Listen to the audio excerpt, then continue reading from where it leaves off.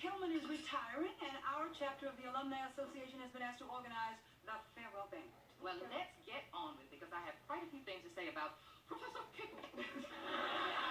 We all have a few things that we can say about Professor Cable, but let's hold off till Leah gets here. And while we're waiting, we can have a Hillman class of '63 update. Ladies, anyone with children doing dazzling things with their lives?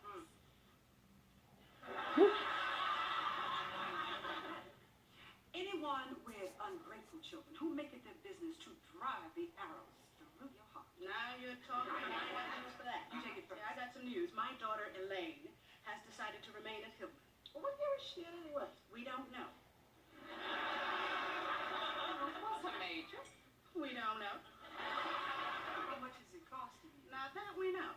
My son, Christopher, he is now a sophomore emeritus.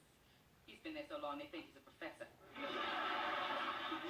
Meanwhile, on the home front, my son Harold has a severe case of Mom, I know that. Oh dear, he must be 16. Right. I tell him, Harold, if you're going to pull up your grades, you're going to have to, Mom, I know that. And then I tell him, if you want to get a job, you're going to have to, Mom, I know that. And then I tell him, Harold, if you are 18 and you are not in college, the money stops. He tells me, Mom, tell me something I don't know. I've been there. What are you doing now, Maxine? I'm in grad school, art history. Go ahead, girl.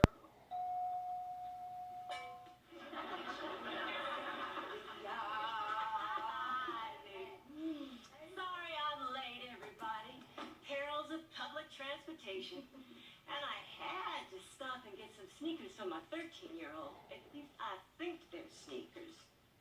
Honey, they're called Air Warriors. They got a pump, liquid in the soles, and an inner tube around the ankles. Now, I don't know if they're sneakers or some kind of flotation device. Is your son playing basketball now? Jason? No, he wears them to watch TV. Is he wearing overalls? Oh, yes. You know, my Rudy, I don't know. I beg that girl every day, honey, please fasten up both sides of those things. We went to the market last week and people thought she had just brought in the produce. Where were we on the agenda? Oh, yes. Professor Cable's testimonial. Now, listen to this. I had it written down. That's okay. I know it by heart.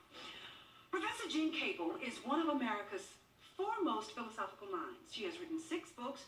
She was very active in the civil rights movement, but she always had time for her 19-year-old students. Boring. Nap time. Besides, Claire, it didn't say anything about what the woman is really like. Yeah, if you want to describe Professor Cable, first you got to start with the hat. Oh, she wore that hat every day. The old yellow felt thing with a wire brim. She could shape it in 16 different ways. She'd flip it to one side and come in looking like a pirate. And then she'd snatch it around and walk out looking like a yellow rose. She could work a hat. Now, what are we supposed to say, Claire? That Professor Cable was one of the hardest professors at Hillman. She always flunked you with a smile. My transcript had all A's, not even an A-, and she gave me a C. She kept writing on my paper, dig deeper.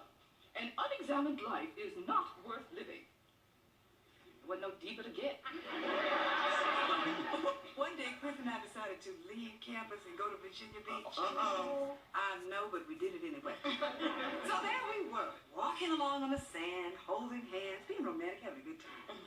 And I look up, and who is on the beach clamming?